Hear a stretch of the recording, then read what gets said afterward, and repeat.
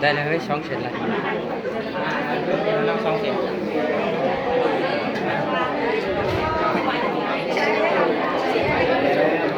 ผูกแข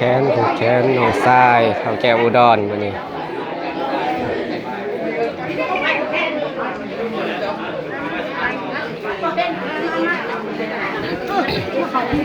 มันยาวไม่ได้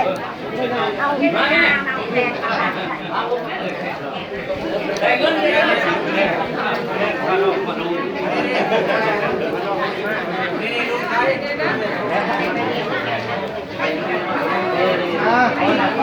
คือว่าไปได้คือว่าไปได้ลอยนั่งมือเนี่ย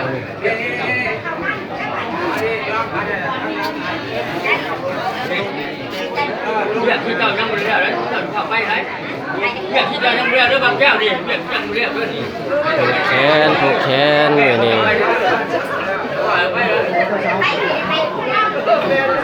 ครับผูกแขน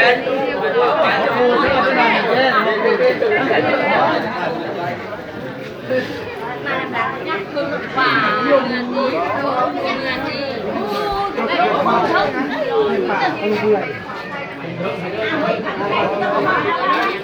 มันจะลาย